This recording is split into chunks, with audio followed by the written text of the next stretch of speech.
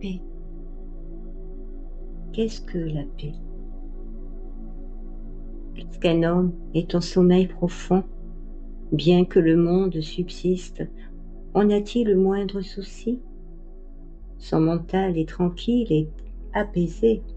S'il peut conserver ce degré de calme et de repos, même lorsqu'il se trouve en activité au sein du monde, alors la paix est réalisée. Le mental peut-il demeurer ainsi, même lorsque nous sommes confrontés au monde?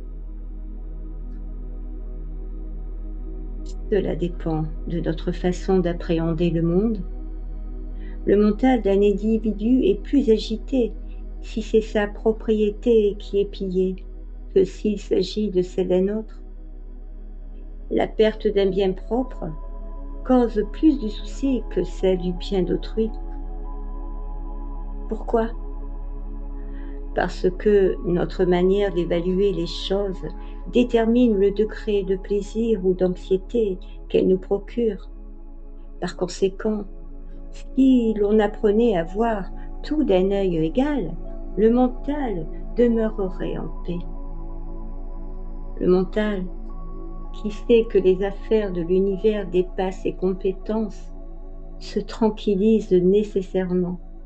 De même, si l'on a la conscience et la conviction de n'avoir plus aucune prétention envers quoi que ce soit, ou que toutes choses sont périssables, le mental demeure calme.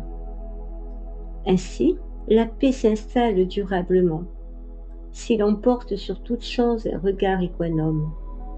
La paix dépend de la façon dont le mental appréhende les choses. Illustration de ce qui précède. Un homme se réveille après avoir fait un rêve.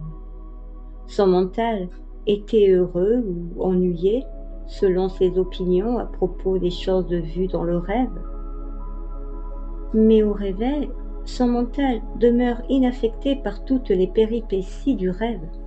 Il demeure économe. Pourquoi? Parce que ce n'était qu'à ce moment, au réveil, que son mental se permet d'évaluer tous les éléments du rêve de manière égale. Il ne regrette pas que le rêve ait cessé. Pourquoi? Il sait que le rêve n'est pas éternel, mais doit s'achever au réveil.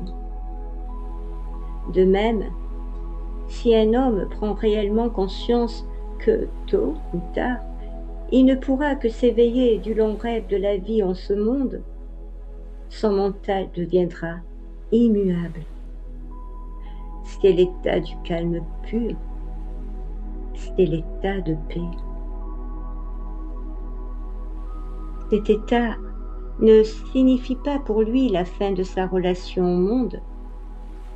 Seule la paix et le calme du mental lui appartiennent.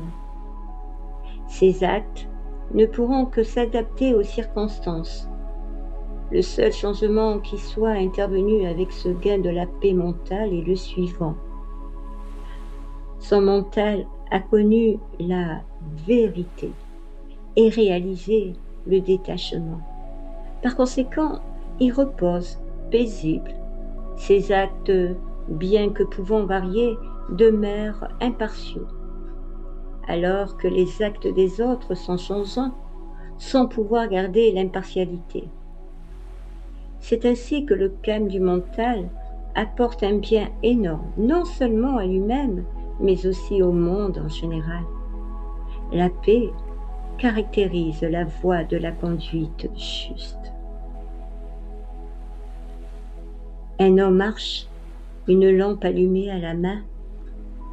Peut-il être question d'hostilité entre la lumière et les accidents du parcours? Sûrement pas.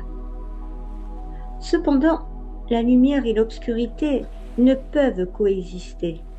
La lumière chasse l'obscurité, révèle les accidents du parcours et permet à l'homme de marcher prudemment lorsqu'il monte, descend, va sur les côtés, etc. La lumière de la lampe supprime la cause de jurons ou de plaintes vaines telles que mon pied a heurté un obstacle ou bien ce creux m'a fait trébucher. Une fois la paix réalisée, l'homme ne ressent ni haine, ni antagonisme envers le monde.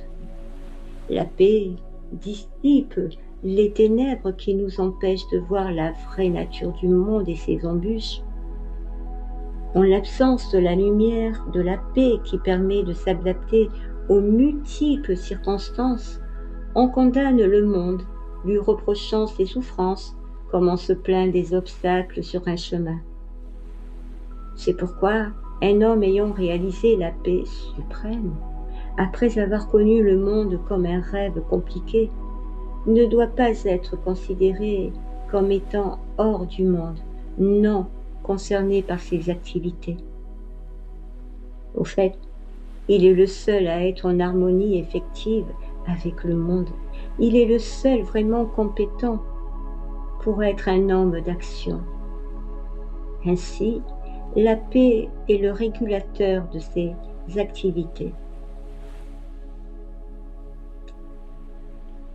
L'homme en paix peut avoir un souci de rectification pour ce qui se passe dans le monde. S'il en éprouvait de la crainte, de quelle aide pourrait-il être envers ceux qui considèrent ce monde possessivement et avec avidité? Ils sont sous l'emprise de l'égoïsme et dépourvus de toute notion d'impartialité.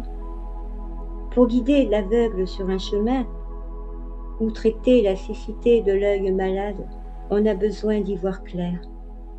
De même, celui qui peut réformer le monde est celui qui a découvert sa propre nature immuable par rapport à la nature changeante du monde et demeure paisible. De tels hommes ne peuvent s'empêcher d'aider le monde. Pourquoi? Est-ce que quelqu'un peut manquer de cœur au point de ne pas relever un enfant qui glisse et tombe? Même question pour les sages, capables de comprendre les difficultés du monde et qui peuvent aider les gens parce qu'il s'est détaché du mental et du corps. Le sage n'est pas éprouvé par l'effort que demande le service du monde. Tout comme le principe vital ayant quitté un corps ne souffre pas, même si de lourds attelages passent sur ce corps en l'écrasant. Le sage ne se dérobera donc pas devant le travail ou les soucis. Seule la paix réalisée effectivement peut produire un tel courage et un tel calme. En apparence, la paix peut donner une impression de fadeur et de manque de vigueur. Au fait, elle peut tout vaincre. Elle surpasse tout en ténacité et en courage. Et c'est de ces qualités que dépend la réussite. Même si le mont Mérou, l'axe du monde selon la tradition, devait basculer, ce ne serait qu'un incident, provoquant tout au plus un léger sourire chez l'homme en paix, à moins qu'il ne le laisse complètement impassible. Cet état est précieux pour les questions regardant aussi bien le monde que l'esprit. Le véritable bonheur dans le monde est le sien aussi. Et ce bonheur jaillit après la fin d'un esclavage. La paix apporte le bien à chacun, de toute façon. Les adversaires de la paix sont nombreux. Ils sont là pour éprouver l'homme. Lorsque nous y sommes confrontés, nous devons rester vigilants et veiller à ce que la fleur fragile du mental soit épargnée par leurs ombres. Si la fleur du mental est abîmée, elle perdra son parfum, sa fraîcheur et sa couleur. Elle deviendra alors inutile, ne pouvant plus être présentée aux autres ni à Dieu. Sache que ton mental est plus fragile encore qu'une fleur. C'est à l'aide de cette fleur que tes devoirs envers toi-même, les autres et Dieu s'accomplissent. Elle doit donc préserver sa fraîcheur toujours et en tout lieu. Toute bénédiction du mental est l'œuvre de la paix. N'aie de cesse d'adorer le Dieu de ton soi avec la fleur de ton mental. Laisse les aspects capricieux de ton mental témoigner de cette adoration. Progressivement, ils apprendront à quitter leur jeu infantile et ils voudront connaître le même enchantement que toi. À force d'observer la paix qui est en toi, ils abandonneront leurs caprices. Toi, tu n'as qu'à continuer patiemment l'adoration. Ne te laisse donc pas détourner par ces caprices du mental. Au contraire, ce sont eux qui seront finalement pacifiés par la paix qui est en toi. Tout doit être en paix. Un dernier mot, l'essence des Védas est la paix.